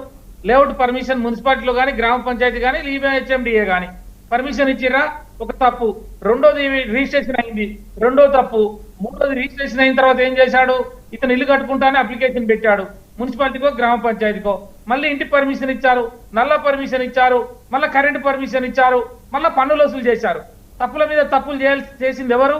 ప్రభుత్వ ఆఫీసర్లు. మరి వాళ్ళ మీద ఎలాంటి చర్యలు లేకుండా మీరు డైరెక్ట్ గా 54-55 కాసరా పానీలో ఉన్న పేర్లు ఉన్నది కాబట్టి ప్రభుత్వ భూములు అని చెప్పేసి డైరెక్ట్ నువ్వు అన్ని అందులో పంపిస్తా అంటే ఎట్లా? కాబట్టి నువ్వు అందులో పంపించిన తర్వాత ప్రభుత్వ భూములు లేదు, నా భూమి అని రామ్మోహన్ రావు గారు కొట్లాడిండు ప్రైవేట్ భూమి అని చెప్పి. కొన్ని చాలా కేసులలో, హైకోర్టు కేసులలో మనకి జడ్జిమెంట్ వచ్చింది. ప్రైవేట్ పర్సన్స్ ఇవి వ్యక్తిగతంగా సంపాదించుకున్నాయి, తాతల నాటు భూములను, లేకపోతే విరాసత్గా మానవతరాయ్ గారు చెప్పినట్టు వచ్చినటువంటి భూములు ఇవన్నీ కూడా ఉన్నాయి.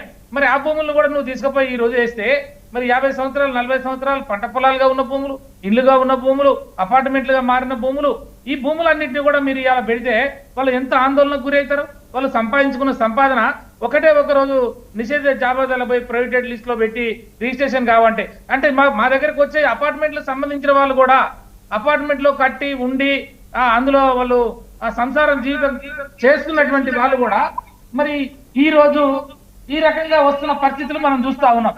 కాబట్టి అనేక రకాలుగా రాత్రికి రాత్రి కాంగ్రెస్ లో తప్పు కాదు, అది మా తప్పు కాదు, కాంగ్రెస్ తప్పు కాదు. అది టీవీ ఉంటే రీసౌండ్ వస్తుంది, టీవీ ఉన్నట్టు చూడండి. టీవీ దానికి కూడా కాంగ్రెసే కారణమా? వినపడుతుందా సార్? ఇప్పుడు వినపడుతుందా? Okay continue. కాబట్టి నేను ఏమంటున్నా, మానవతరాయ్ గారు కానీ, వారు కూడా అడ్వకేట్, నేను అడ్వకేట్, రామ్మోహన్ గారు, మీ అందరం ఇప్పుడు మనం ఆలోచించాల్సినటువంటి అంశాలు ఏంటంటే, సమస్యని జటిలమైన సమస్యగా మార్చటము అంటే మళ్ళీ దానికి బాధ్యత రాహిత్యంగా మేము క్షమాపణ చెప్తున్నాం అనేదో పారదర్శకంగా చేస్తున్నాం అని చెప్పి మంత్రి గారే క్షమాపణ చెప్పిండనంటే, మంత్రి గారికి తెలియకుండా ఇన్ని వేల ఎకరాలు లక్షల ఎకరాల భూములు దాంట్లోకి వెళ్తే నిషేధిత జాబితాలోకి వెళ్తే అనండి అంటే ఎంత బాధ్యత రాహిత్యం అండి.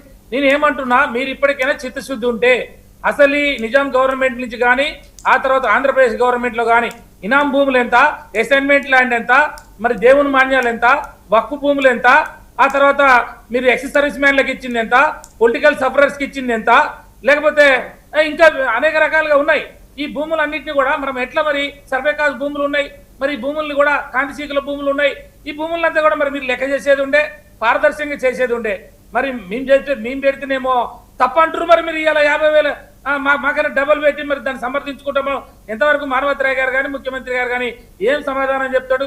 పొంగులేటి శ్రీనివాసరెడ్డి గారి మీద లేకపోతే ఈ రాష్ట్ర మంత్రుల మీద ఏమి చర్చ వస్తుందంటే ఇది ఒక 22A అనేది ఒక ఇన్కమ్ జనరేట్ చేసుకోవటానికి బెదిరించి రాత్రికి రాత్రే ఒక అపార్ట్మెంట్ అందులోకి వెళ్ళిపోయిందంటే అందులో 50-60 అపార్ట్మెంట్లు ఉంటాయి. అందులో 22Aలకు పోయిందంటే తలా 2 లక్షలు ఇచ్చినా కూడా మరి కోట్ల రూపాయలు అవుతాయి. అవి తీసుకోవడం 30% 20% తీసుకోవడం, ఏజెంట్లుగా తయారు కావడం, మరి దాన్ని అందులో నుంచి తీసేసినట్టు చాలా మంది మనం చెప్తా ఉంటే వింటా ఉంటున్నాం. కాబట్టి అంతకుముందు హైడ్రా పేరుతో నోటీసులు ఇవ్వటం, మరి ఆ నోటీసులు ఇవ్వగానే భయపడిపోగానే ఏదంటే దండుకోవటం, మరి దాంట్లో నుంచి పక్కకు పోవడం. ఉన్నోని మీద ఎలాంటి చర్యలు లేవు, పేదోని మీద మాత్రం ఆ రకంగా చర్యలు. ఓకే ఉపేంద్ర గారు, బాత్రూంలో స్నానం చేసే మహిళను కూడా చూడకుండా ఆ బాత్రూమ్ ను ఊడబీకిన సందర్భాలు చూసాం. 5వ తరగతి పాప అంకుల్ ఒక 30 నిమిషాలు టైం నా పుస్తకాలు తెచ్చుకుంటా అంటే ఆ పాపకు టైం ఇవ్వకుండా. రైట్, ఓకే ఉపేంద్ర గారు, అది హైడ్రా అంశము, అది కూడా మాట్లాడదాము. ఒకసారి తల్లోజు ఆచార్య గారు ఉన్నారు, ఆయనతో మాట్లాడదాం. ఆచార్య గారు నమస్కారం అండి. నమస్కారం సార్, చాలా రోజులు అయింది. ఓకే, మొత్తానికి మీ దర్శనం అయింది. ఇక చెప్పండి సార్, ఏంది 22 ఏంది, గందరగోళం ఏంది, అసలు ఏం జరుగుతుంది? బీజేపీ కూడా మొదటిసారి క్షేత్రస్థాయిలో మరి గ్రేటర్ హైదరాబాద్ ఎన్నికల కోసం మీకు ఒక ఆయుధం దొరికింది అనుకోవచ్చా? దీంట్లో నిజంగా కాంగ్రెస్ ప్రభుత్వం ఏదైనా తప్పు చేస్తుందని భావిస్తున్నారా? చేస్తే ఎలాంటి తప్పులు చేస్తుంది? ఆయన క్షమాపణ చెప్తున్నారు, ఇది అధికారుల తప్పిదమే, ఖచ్చితంగా దీన్ని రెక్టిఫై చేస్తామని చెప్తున్నప్పటికీ కూడా మీరు దీన్ని ఫుల్లీ లోడెడ్ ఒక స్టాండ్ బై తీసుకొని మీరు మరి ఏలేటి మహేశ్వర్ రెడ్డి కావచ్చు, ఈటల రాజేందర్ కావచ్చు, వీళ్ళంతా కూడా మాట్లాడుతున్నారు. నిజంగానే ఇది అధికారుల తప్పిదమా, ప్రభుత్వ తప్పిదమా, మంత్రి గారి తప్పిదమా, ముఖ్యమంత్రి గారి తప్పిదమా? ఏం చెప్తారు? ప్యానెల్ ఉన్న పెద్దలు రామ్మోహన్ రావు గారికి, ఉపేందర్ గారికి, మానవతరాయ్ గారికి, మీకు ప్రేక్షకులకు నమస్కారాలు. ముఖ్యంగా ఈ 22A పేద ప్రజలు, బడుగు బలైన వర్గాల పైన ఇది ఒక గుదిబండలాగా మనం గమనించాలి. ఎందుకంటే ప్రభుత్వము గతంలో ధరణి ఉండే, ఇప్పుడు భూభారతి వచ్చింది. ధరణి వల్ల అనేక కష్టాలు ఉండడం, ధరణి వల్ల అనేక ఫిర్యాదులు చేసిన ఆ ప్రభుత్వం అప్పుడు ఏ మాత్రం కూడా చలనం లేకుండా అనేక ఫిర్యాదులు స్వతహాగా తమ పార్టీ ఎమ్మెల్యేలు, తమ పార్టీ కార్యకర్తలు ఎంత చెప్పినా ఏ మాత్రం కూడా ధరణిలా మార్పులు తీసుకురాకపోవడం వల్లనే ప్రజలు విసిగి వేస్తే ఆ ప్రభుత్వాన్ని మార్చిపడేసి ఆ తర్వాత కాంగ్రెస్ ప్రభుత్వం వచ్చింది, భూభారతి అని పేరు మార్చారు.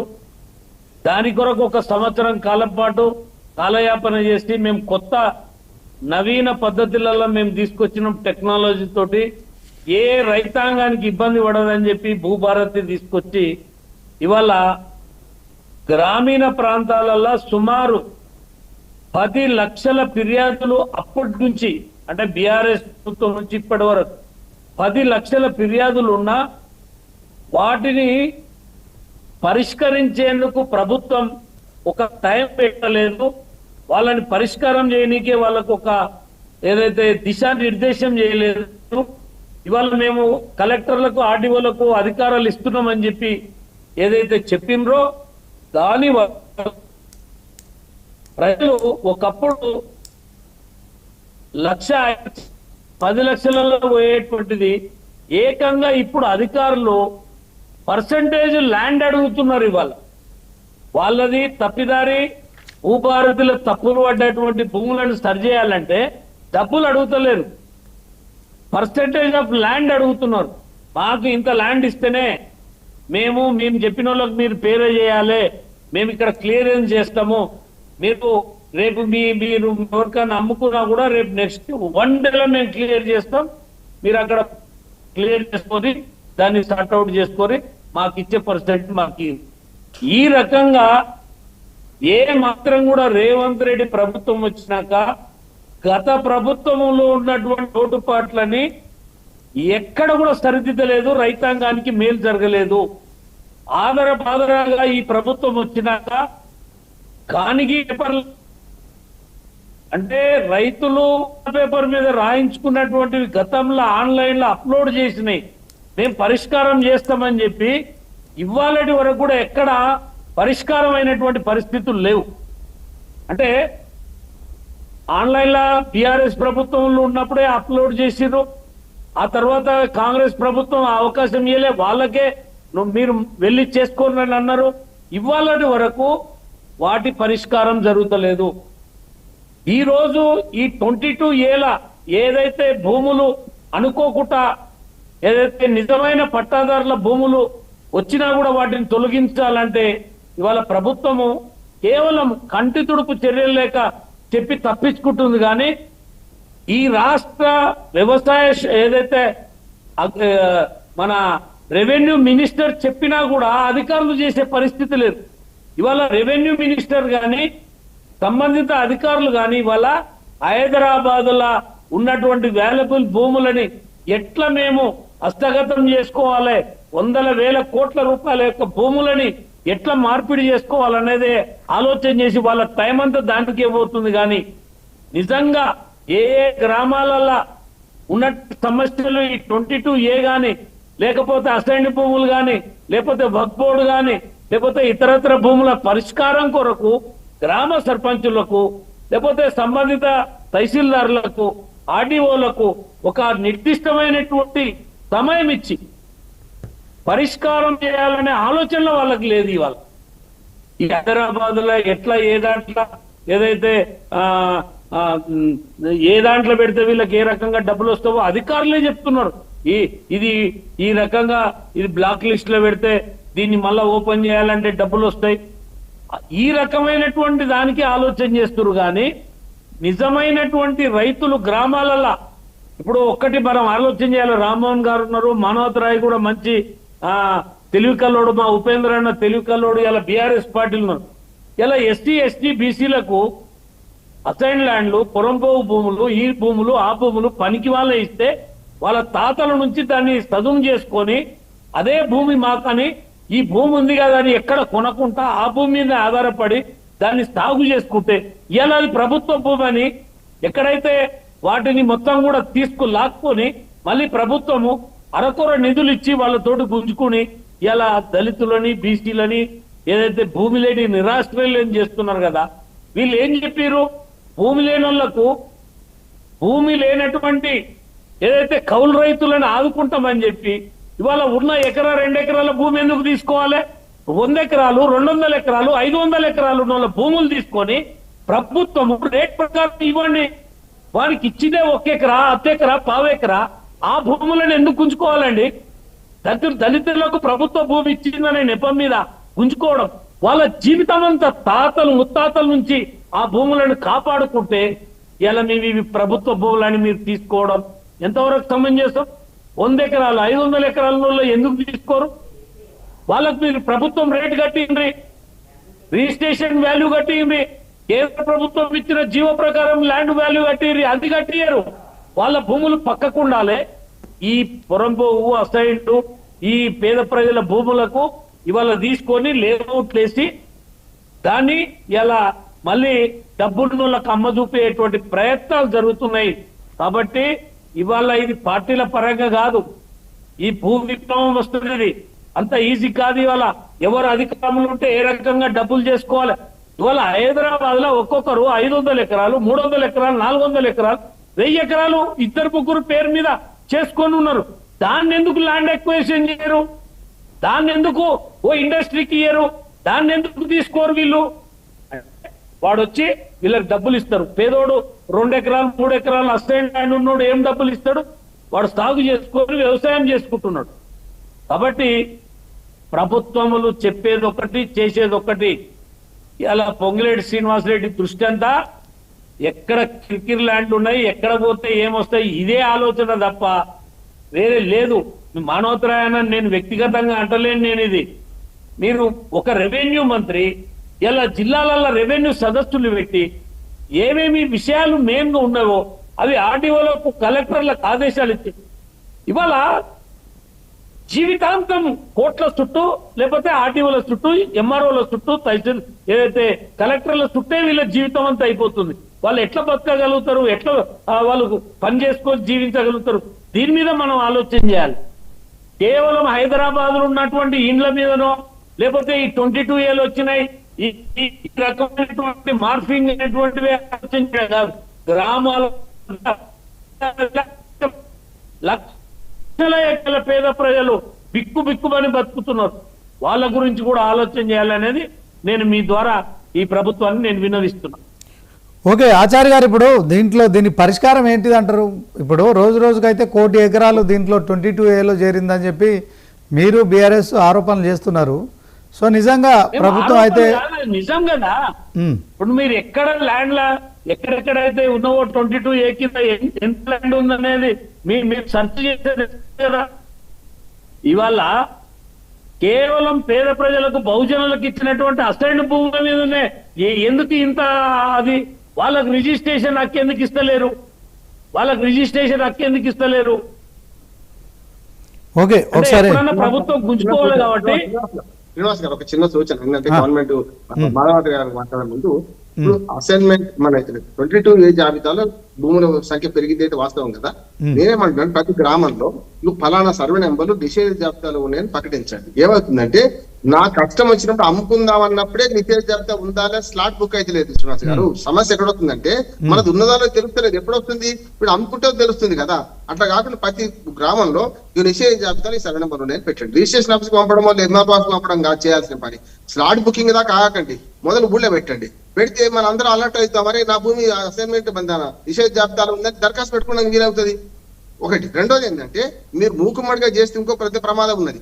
నిజంగా చెప్పాలంటే గవర్నమెంట్ భూములన్నీ కూడా మళ్ళీ ప్రైవేట్ భూములు మారితే అదో సమస్య అవుతుంది. గతంలోనే బీఆర్ఎస్ మీద కాంగ్రెస్ వాళ్ళు ఆరోపణ చేసింది. ఏమనంటే ప్రభుత్వ భూములన్నీ కూడా 22 లక్షల భూములు మీరు మన ఎకరాల భూములు మీరు స్వాధీనం చేసుకున్నారు, మీరు ప్రైవేట్ చేసిందని. ఇప్పుడు ఏమైతుంది తెలుసా, కొంచెం వెసులుబాటు ఇస్తే ఇప్పుడు కాలు పెట్టే ఏలు పెట్టే సంధిస్తే కాలు కూడా పెడతారు అన్నట్టు. ఇప్పుడు ఏమైతుంది, ఏ మూకమునుగా రద్దు చేయమన్నారు అనుకోండి, అప్పుడు ఏమైంది అంటే అసలు ప్రభుత్వ భూములు పోతాయి. సెక్షన్ 108A మన 22A ఏం చెప్తుందంటే 5 రకాల భూములు నిలబెట్టమన్నది. ఒకటి సీలింగ్ భూములు, అర్బన్ సీలింగ్ కానీ మన దీని కానీ, అట్లానే వక్ఫ్ భూములు, దేవాలయ భూములు, అట్లానే వర్కం చెప్పాలంటే పొరంబోకులు కానీ గావుటాలు కానీ ఏవైతే గవర్నమెంట్ సంబంధించిన భూములు వాటిని పెట్టమన్నది కదా. 5 రకాల భూములు పెట్టమన్నది. 5 రకాల భూములు ఈ పేరు మీద మొత్తం మళ్ళీ రిలీజ్ చేసిన అనుకోండి, మా అక్రమాలకు అయితే అవకాశం ఇచ్చినట్టు అవుతుంది కదా. ఇంకోటి రెవెన్యూ రికార్డుల విషయంలో కూడా కొంచెం మార్పులు తేవాలి. ఎందుకంటే కాంగ్రెస్ పార్టీ మొదట ఎన్టీ రామారావు చేసినప్పుడు మళ్ళీ సంస్కరించే ప్రయత్నం చేసింది. ఇప్పుడు కూడా మళ్ళీ గ్రామాల్లో ఒక విలేజ్ పంచాయతీ ఆఫీసర్ అని పెట్టి మనకు ఏది మన రెవెన్యూ అధికారిని పెట్టే ప్రయత్నం చేస్తున్నాం. సర్వేయర్లను రిక్రూట్ చేశారు. సర్వేయర్లకు జీతాలు లేవు. గత వాళ్ళు రిక్రూట్ చేసి 10 నెలలు అవుతుంది. సర్వేయర్లకు జీతాలు లేవు. పని చేసి 10 రూపాయల కాడికి ఎకరం ఇస్తాను, అది లేదు ఇది లేదు, 1 రూపాయి జీతం లేదు. నేనేమంటున్నానంటే గ్రామ స్థాయిలో ఒక రెవెన్యూ వ్యవస్థ సృష్టించండి. రెండోది ఏమంటున్నా అంటే ఏదైతే నిషేధ జాబితాల భూములన్నీ కూడా గ్రామ పంచాయతీ చావిడి కాడ పెట్టండి. అప్పుడు మనకు అర్థమైతే మన భూమి మనదా కాదా అని ఎప్పుడు గవర్నమెంట్ దానిలో ఉందా తెలవాలి. అన్నిటికంటే నేను పరిష్కారం అన్నారు కదా, సమగ్ర సర్వే చేసి ఈ భూములన్నింటినీ కూడా ప్రైవేట్ ఏంటి ప్రభుత్వం ఏం చేయాల్సిన అవసరం అనేది, ప్రభుత్వ భూములు రక్షించాల్సిన బాధ్యత అప్పటి ప్రభుత్వం ఇప్పుడు ప్రభుత్వం ఏది ఉన్నది, దీన్ని మొత్తం చేయాల్సిన. ఇంకొక మాట చెప్తాను నేను, ఎప్పుడైతే గతంలో వ్యవస్థలు ఏముండే అంటే రోజునాంచ ఉంటుండే, పైమాసి తక్కువ ఉంటుండే సూపర్వైజర్, భూములన్నీ 1వ సర్వే నెంబర్ నుంచి మొత్తం తిరిగి వస్తే ఇప్పుడు మా ఊళ్ళో నేను 1వ సర్వే నెంబర్ ఎక్కడ లాస్ట్ నేను చెప్పగలుగుతాను. అట్లనే ప్రజలకు అర్థం కావాల్సిన లక్ష్యాలు రోడ్డు మీద మనకు గతంలో తెలుగుదేశం ప్రభుత్వం లక్ష్యాలను మనకు గ్రామ చావిడి దగ్గర వేసిండు. ప్రజలకు సమాచారం తెలిస్తే బాగుండదని కొందరు అధికారులు భూస్వాములు ఏం చేశారంటే పెండ కొట్టిన లేకుంటే ఆయన రాసిండు సార్ లక్ష్యాలు. అంటే పారదర్శకంగా ఉంటే బాగుంటది కదా. అందుకని ఏమంటా అంటే మీకు గ్రామంలో ఉన్న భూముల అన్ని వివరాలు అందరికి తెలిసినట్టు ఉండాలి.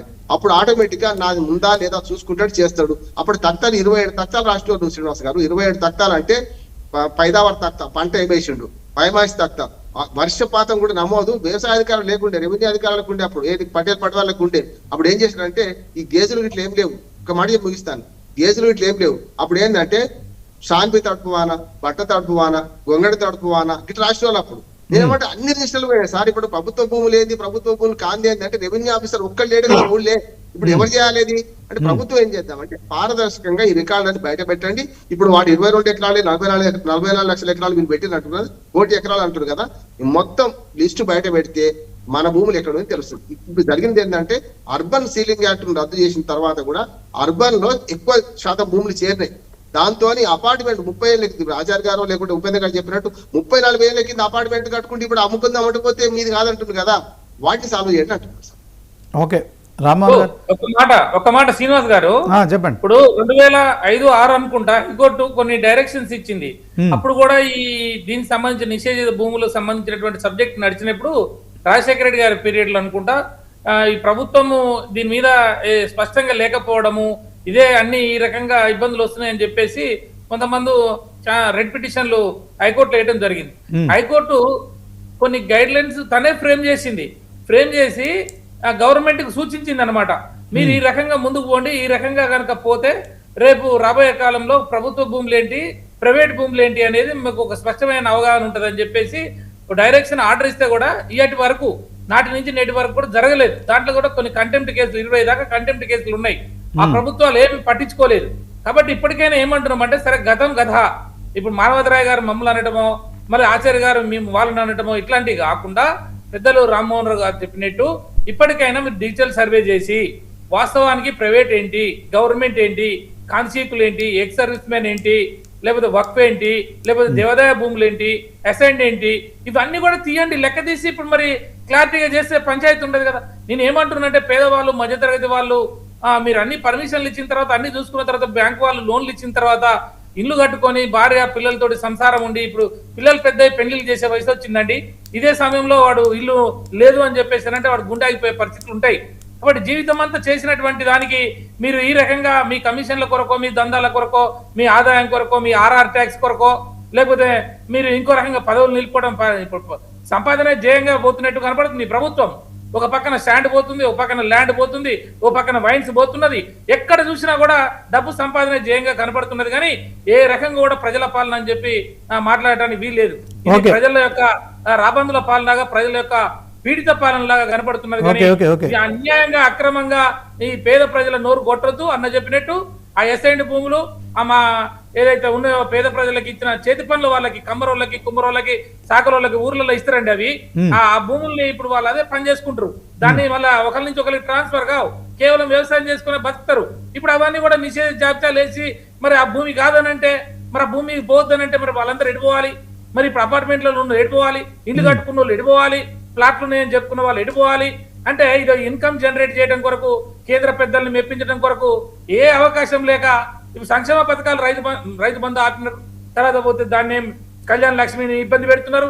అక్కడ పోతే షాదీ ముబారక్ ఇబ్బంది పెట్టి సంక్షేమ పథకాలని అలా కమిషన్ రావు కాబట్టి ఇవన్నీ కూడా ఆపుతూ డబ్బెట్టు సంపాదించాలి. హైదరాబాద్ పేరుతోటో, మూసీ పేరుతోటో, లేకపోతే ఇప్పుడు 22A పేరుతోటో ఈ రకంగా ఇబ్బందులు పెడితే మీరు ప్రజల పాలన ఎట్లయితుంది, ఇందిరమ్మ రాజ్యం ఎట్లయితుంది, ఏ రకంగా రేపు మీరు ప్రజలలో పోయి మెప్పించగలుగుతారు. కాబట్టి నేనేమంటున్నా, దళితులుగా ఎక్కువ నష్టపోతున్నారు 22Aలో, బీసీలు, ఎస్సీ, ఎస్టీలు, తర్వాత ఈ రకంగా మీరు పేద ప్రజల్ని వంచన చేసి ఈ దగా పాలన, కుట్ర పాలన, దోపిడి పాలన, ప్రజల్ని వంచే కాదు అని చెప్పేసి స్పష్టంగా తెలియజేస్తా ఉన్నాం. ఉపేంద్ర గారు, మానవతరాయ్ గారు, ఇప్పుడు 22A పైన 1999 సవరణలు ఏవైతే ఉన్నాయో వాటిని సుప్రీంకోర్టు, హైకోర్టులో కూడా తప్పుపట్టినాయి. ఇది అస్పష్టంగా ఉందని చెప్పి తప్పుపట్టినాయి. 2007 సవరణలు తీసుకొచ్చినా సరే దాన్ని కూడా అస్పష్టంగా ఉందని చెప్పి కోర్టు తప్పుపట్టినాయి. చివరకు వచ్చేసరికి 2015-16లో హైకోర్టు ఒక స్పష్టమైన జడ్జిమెంట్ ఇచ్చింది. ఈ 22A నిషేధిత జాబితాలో భూములు చేర్చాలంటే ముందు గెజిట్లో ప్రకటించమని చెప్పింది. అయితే ఇక్కడ ఏం జరిగింది, మరి ముఖ్యమంత్రి గారి ఇల్లు కూడా 22A జాబితాలో పెట్టారు. అది ఎవరు తప్పిదం? పొంగులేటి శ్రీనివాసరెడ్డి గారు పెట్టిండా? అధికారుల తప్పిదం ఇక్కడ స్పష్టంగా ముఖ్యమంత్రి గారు ఇల్లే పెట్టినప్పుడు సామాన్యులు కూడా ఎందుకు పెట్టరంటారా? కాబట్టి ఇక్కడ స్పష్టంగా అధికారుల పొరపాటు, తప్పిదం కావాలని చేశారు. ప్రభుత్వం వద్దని. ఓకే మానవతరాయ్ గారు, మీరు చెప్తున్నారు అధికారుల తప్పిదం అని చెప్తున్నారు. బండారు రామ్మోహన్ గారు కూడా చెప్పారు, వికారాబాద్ కావచ్చు, సంగారెడ్డి కావచ్చు, రంగారెడ్డి కావచ్చు, దీంట్లో అధికారుల మీద చర్యలు ఎందుకు తీసుకోరని ఒక డిమాండ్ కూడా. సీఎంఓ కార్యాలయం విచారణ జరుపుతుంది, బాధ్యుల పైన చర్యలు ఉంటాయి. నిన్ననే కలెక్టర్ కూడా ఏసీబీ ఆయన ఆస్తులు ఎంత మొత్తం కూడా కలెక్టర్లు 2-3 కలెక్టర్లు, ఆర్డీఓలు కూడా జైలుకు పోయారు, ఏసీబీ పట్టుకున్నది. కాబట్టి మేము ఏమంటున్నాం అంటే తప్పిదం అధికారుల పొరపాటు వలన కావాలని చేసిన తప్పిదం జరిగింది. విచారణ ప్రారంభమవుతుంది, ఎట్టి పరిస్థితుల్లో వదిలిపెట్టేది లేదు. పొంగులేటి శ్రీనివాసరెడ్డి గారు ఓన్లీ జీవోలు తీయగలరు, ప్రభుత్వం ఏదన్నా మంత్రులు జీవోలు తీయగలరు, కానీ అమలు చేసేది ఎవరు? అధికారులే చేయాలి కదా. కాబట్టి ఇందులో స్పష్టంగా ఉన్నది, తొందరపడాల్సిన అవసరం లేదు, సవరిస్తూనే ఉన్నాం. గతంలో ధరణి పోర్టల్లో అనుభవదారు కాలం వల్ల నష్టపోయినటువంటి మానవతరాయ్ గారు మంత్రి గారు చెప్తున్నారు కానీ ఆ ఆదేశాలు అమలు కావట్లేదు. ఆయన చెప్పిన టైం బాండింగ్ అయిపోతుంది కానీ సమస్యలు రోజు రోజుకు పెరిగిపోతున్నాయి. మాట్లాడేవాడి ఈ వాదన వచ్చిన తెల్లారే 34 భూములు రిజిస్ట్రేషన్ అయ్యండి, 34 భూములు రిజిస్ట్రేషన్ అయిన ఈ వాదన వచ్చి ఇప్పుడు కూడా 200-300 పైసలకు భూములు రిజిస్ట్రేషన్ అవుతున్నాయి. పొరపాటున ప్రైవేటు వ్యక్తులు ఆ జాబితాలో పోతే చూసి అధికారులను అప్రమత్తం చేసి టోల్ ఫ్రీ నెంబర్లు ఇచ్చి ప్రభుత్వమే టోల్ ఫ్రీ నెంబర్ అసలు కలవట్లేదండి. అది ఎంతసేపు ఎంగేజ్ వస్తుంది. మీరు అనవసరంగా గందరగోళపరిచి అపోహలు సృష్టించి రాజకీయంగా లబ్ధి పొందాలనుకోకూడదు. ఇది కాంగ్రెస్ ప్రభుత్వం జవాబుదారితనంతో ఉంటది. నిజంగా ఎక్కడైనా పొరపాటున అవినీతి జరిగిందా వాస్తవాలతో తీసుకురండి, నా దగ్గర తీసుకురండి, నేను రెవెన్యూ మంత్రి దగ్గర తీసుకపోతా, వాళ్ళ మీద ఏ చర్యలకైనా తీసుకుందాం.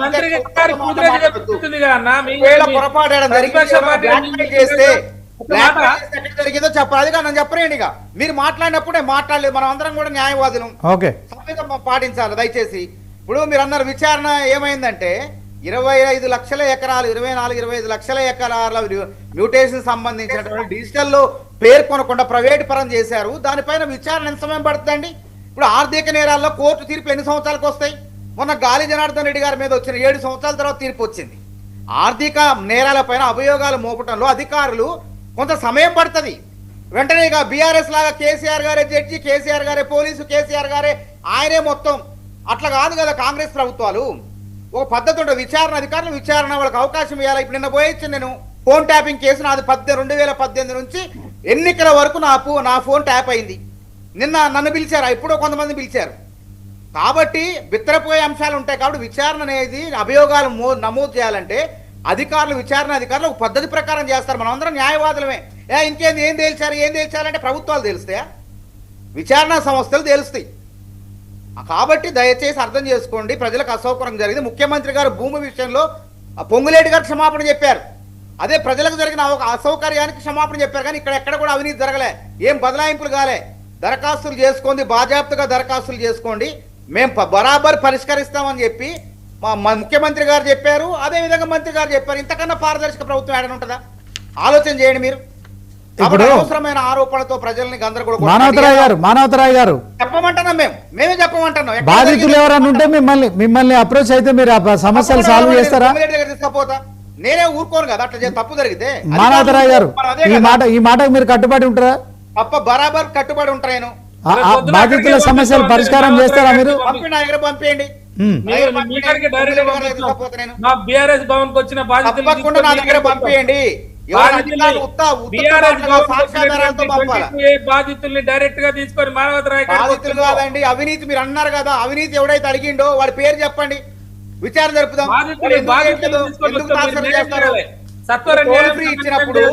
టోల్ ఫ్రీ నెంబర్ ఇచ్చినప్పుడు మీ భూములు చెప్పి ఆపేదంటన్నా, ఇంకెవరు ఆపుతారు? ఫైనల్ గా ఆచార్య గారు ఇది కేవలం పల్లెల్లో మా పేద ప్రజలదే కాదు, ఇది హైదరాబాద్ సిటీలో కూడా లక్షలాది మంది దీని బారిన పడుతున్నారు 22A సెక్షన్ కింద. ఏం చెప్తారు సార్? కంక్లూడ్ చేయండి.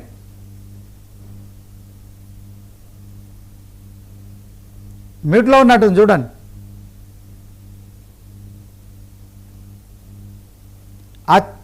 మ్యూట్లో ఉంది సార్, చూడండి ఒకసారి.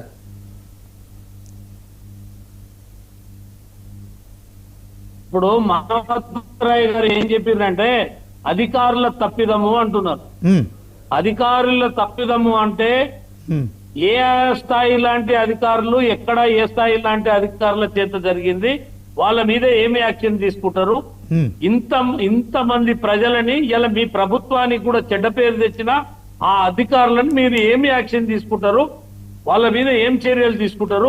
ఇవాళ 90 నుంచి 1 కోటి ఎకరాల భూమి అనవసరంగా ఇవాళ భయభ్రాంతులకు గురి చేసి ఇలా నిద్రలేని రాత్రులు సారీ గారు పెద్దలు ఏం లేవండి అట్లాంటిది. టోల్ ఫ్రీ నెంబర్లు ప్రజలు చెప్దాము.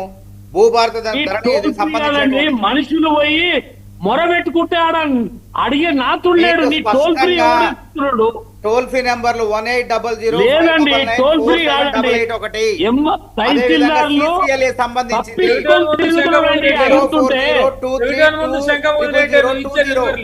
ఇప్పుడు ఆర్డీఓలు కలెక్టర్ల దగ్గరికి ప్రజల్ని రానే ఇస్తలేరు. ఇవన్నీ అడుగుతున్నారు. హరి గారు, మీరు రాజకీయాల్లో దీర్ఘమైన అనుభవం ఉంది. అధికారుల పనితీరు ఎట్లుంటుందో మీ అందరికీ తెలుసు. ఉపేంద్ర గారు అడ్వకేట్, సీనియర్ అడ్వకేట్, రామ్మోహన్ గారు కూడా తెలుసు. ఎంఆర్ఓ ఎంఆర్ఓ ఎట్లుంటారో, ఆర్టీఓలు ఎట్లుంటారు. కాబట్టి మీరు తెలుసు. కాబట్టి స్పందిస్తారు. మానవతరాయ్ గారు, మీరు మాట్లాడేటప్పుడు నేను మాట్లాడలేదు. అంటే అయిపోవచ్చింది కదా. అధికారంలో ఉన్నారు, చెప్పింది మీరు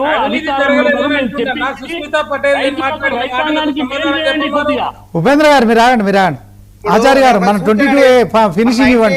9 టీవీ ద్వారా ఈ 22A నిషేధ జాబితాలు ఎవరైనా ప్రైవేట్ వ్యక్తుల భూములు ఉంటే ప్రతి సోమవారం కలెక్టర్ దగ్గర, ప్రతి జిల్లా కలెక్టర్ దగ్గర ప్రజావాణి ఉంటుంది. అందులో నేరుగా ఆర్జీ చేయొచ్చు. వెంటనే వారం 10 రోజుల్లో పరిష్కారం అవుతుంది.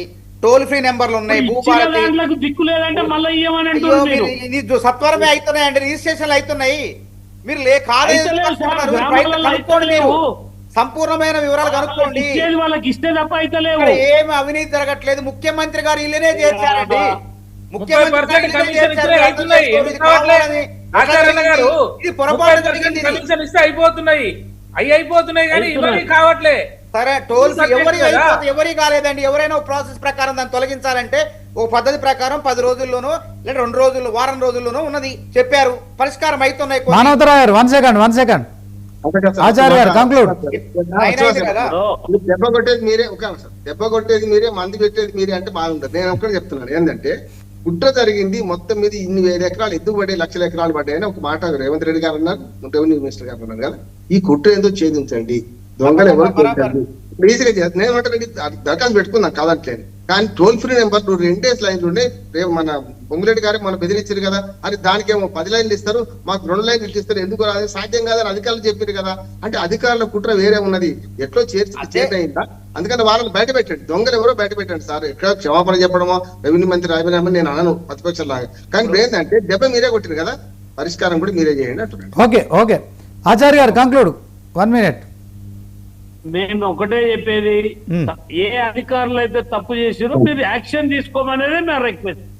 ఇలా ప్రజల్ని ఇంత ఇబ్బందులు పెట్టడం వాళ్ళ మీద చర్యలు తీసుకోండి, అప్పుడు పారదర్శకత బయటపడుతుంది. Okay, thank you. సో మొత్తానికి డిబేట్లో పాల్గొన్న బండారు రామ్మోహన్ గారు, రాజకీయ విశ్లేషకులు, ఉపేంద్ర గారు బీఆర్ఎస్ నాయకులు, తలోజ్ ఆచార్య గారు బీజేపీ నాయకులు, మానవతరాయ్ గారు కాంగ్రెస్ నాయకులు, అందరికీ కూడా ధన్యవాదాలు. ఇది వాటి చర్చా రచ్చ డిబేట్. చూస్తూనే ఉండండి 99 టీవీ.